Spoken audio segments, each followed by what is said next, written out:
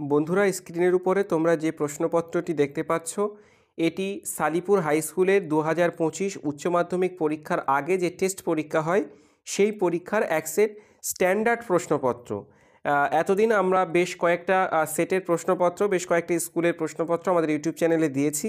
ব্যক্তিগতভাবে আমার মনে হলো এটা একটা স্ট্যান্ডার্ড প্রশ্নপত্র। তোমরা গোটা প্রশ্নপত্রটা আমি তোমাদেরকে দেখিয়ে দেবো, এমসিকিউ এর উত্তর বলে দেব, তোমাদের বড় প্রশ্ন দেখিয়ে দেবো, কি রচনা এসেছে সবগুলোই তোমাদেরকে জানিয়ে দেব। কিন্তু তার আগে একটা রিকোয়েস্ট করব, যারা চ্যানেলে প্রথম, চ্যানেলটিকে সাবস্ক্রাইব করে রাখো, কারণ প্রতিনিয়তই আমরা এরকম সাজেশন ভিডিও, এইরকম সমাধান ভিডিও সব কিছুই পোস্ট করে থাকি। যাই হোক, একদম কথা বাড়াবো না, সরাসরি আমরা দেখে নেব যে শর্ট প্রশ্নগুলো এখানে দেওয়া রয়েছে এমসিকিউ, তার উত্তরগুলো কি হবে। প্রথমে দেখো রয়েছে, ড্যাশের চেয়ে ছোঁয়াচে কিছুই নেই এই জগতে। কিসের চেয়ে? উত্তর হবে অপশান খ, দরদের।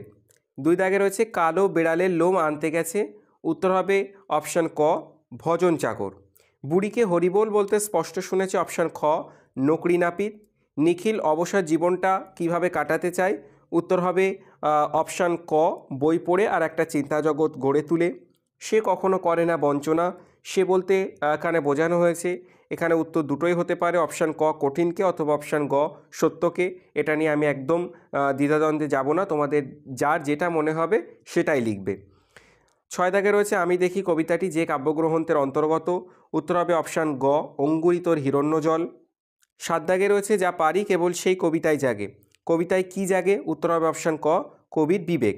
সূর্যের আলোয় তার রং কুমকুমের মতো নেই আর, তার রং কিসের মতো হয়ে গেছে? উত্তর হবে অপশান গ, রোগা শালিকের হৃদয়ের বিবর্ণ ইচ্ছের মতো। তারপর রয়েছে, সমস্ত কোণ সেখানে পথের দুধারে ছায়া ফেলে।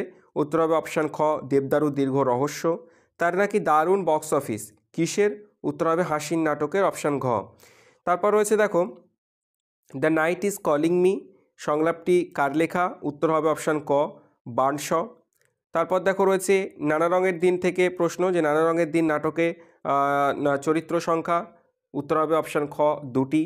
তারপর দেখো লেখা রয়েছে, রজনীকান্ত বাবুর মতে অভিনেতা স্টেজ থেকে নামলে। অপশান ঘ, অস্পৃশ্য ভার। কে জিতেছিল? একলা সে। একলা বলতে কার কথা বোঝানো হয়েছে? সিজার, আলেকজান্ডার, দ্বিতীয় ফ্রেডারিক নাকি স্পেনের ফিলিপ? এই উত্তরটা তোমরা কমেন্ট সেকশানে লিখে জানিও। হাসান আবদালের বর্তমান নাম? উত্তর হবে অপশান খ, পাঞ্জা সাহেব। বাংলা বাক্যের পদসংস্থাপনের স্বাভাবিক ক্রমের নিয়ম? উত্তর হবে অপশান ক, কর্তা কর্ম ক্রিয়া। বিভাজ্য ধ্বনির অপর নাম? উত্তর হবে অপশান গ, খণ্ডধ্বনি। তারপর রয়েছে দেখো, ধোঁয়া আর কুয়াশা মিলে হয় ধোঁয়াশা।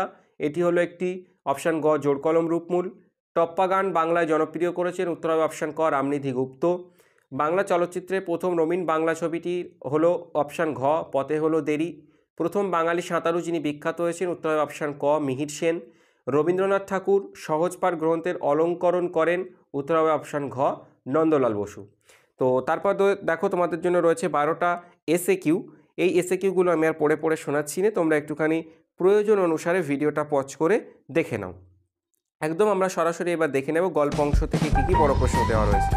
প্রথমে দেখো, তোমাদের ভাত গল্প থেকে একটা বড় প্রশ্ন দিয়েছে, দাঁতগুলো বের করে সে কামটের মতোই হিংস্র ভঙ্গি করে। কে কার প্রতি এরূপ আচরণ করেছিল? তার এরূপ আচরণের কারণ বিশ্লেষণ করো।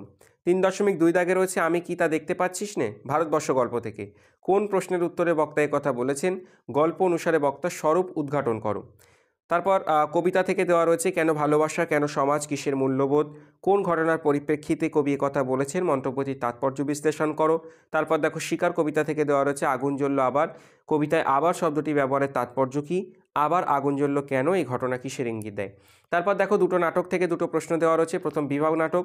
বিভাগ নাটকের এই বিভাব কথাটির সাধারণ অর্থ কী? বিভাগ নাটকের নামকরণ কতখানি তাৎপর্যপূর্ণ তা আলোচনা করো। তারপর নানা রঙের দিন থেকে দিয়েছে, শিল্পকে যে মানুষ ভালোবেসেছে তার বার্ধক্য নেই কালীনাথ। নানা রঙের দিন নাটক অবলম্বনে মন্তব্যটির তাৎপর্য লেখো। তারপর দেখো, তোমাদের যে ভারতীয় গল্প রয়েছে অলৌকিক, সেখান থেকে একটা প্রশ্ন দেওয়া হয়েছে, চোখের জলটা তাদের জন্য, বক্তা কাদের জন্য চোখের জল উৎসর্গ করেছেন? যে ঘটনায় বক্তার চোখে জল এসেছিল সেই ঘটনাটি সংক্ষেপে লেখো। তারপর দেখো, তোমাদের যে আন্তর্জাতিক একটা কবিতা রয়েছে, পড়তে জানে এমন এক মজুরের প্রশ্ন, সেখান থেকে যে প্রশ্নটা দেওয়া হয়েছে, পাতায় পাতায় জয়, জয়োৎসবে ভোজ বানাতো কারা? পাতায় পাতায় কাদের জয় লেখা, জয়োৎসবের ভোজ যারা বানাতো তাদের প্রতি কবির কীরূপ মনোভাব প্রকাশ পেয়েছে তা লেখো। তারপর দেখো, আমার বাংলা থেকে প্রশ্ন দেওয়া রয়েছে, আর এক রকমের প্রথা আছে নানকার প্রথা। নানকার প্রজাদের অবস্থা কেমন ছিল? পরে তাদের অবস্থার কী পরিবর্তন হয়েছিল? তারপর দেখো তোমাদের দেওয়া রয়েছে জেলখানাটা পাহাড়ের 3 তলা সমান একটা হাঁটুর উপর, কোন জেলখানা, সেখানে সাধারণ কয়েদিদের উপর কীরকম অত্যাচার করা হতো। তারপর দেখো ব্যাকরণ অংশের প্রশ্ন রয়েছে, বিভাজ্য ধ্বনিমূল ও অবিভাজ্য ধ্বনিমূলের তুলনামূলক আলোচনা করো। 8.2 দাগে রয়েছে ফলিত ভাষাবিজ্ঞানের বিভিন্ন শাখাগুলি উল্লেখ করে যে কোনো একটি শাখার আলোচনা করো। এরপর তোমাদের শিল্প সাহিত্যর ইতিহাস থেকে 4টে প্রশ্ন দেওয়া রয়েছে। বাংলা চলচ্চিত্রের ধারায় ঋত্বিক ঘটক অথবা সত্যজিৎ রায়ের অবদান, আন্তর্জাতিক স্তরে সুনাম অর্জন করেছেন এমন একজন বাঙালি ক্রীড়াবিদের কৃতিত্বের পরিচয় দাও। বাংলা চিত্রকলার ইতিহাসে রামকিঙ্কর বেইজ অথবা নন্দলাল বসুর অবদান আলোচনা করো। বাংলা চিকিৎসা বিজ্ঞানে বিধানচন্দ্র রায় অথবা কাদম্বিনী বসু গঙ্গোপাধ্যায় সম্পর্কে আলোচনা করো। তারপর দেখো 10 দাগে তোমাদের জন্য 4টে প্রবন্ধ দেওয়া রয়েছে, মানস মানচিত্র, বিষয়ের গভীরে প্রবেশ, তর্ক বিতর্ক এবং তোমাদের জীবনী রচনা। প্রথমে মানস মানচিত্র দেওয়া রয়েছে সৌজন্য ও শিষ্টাচার বিষয়ে।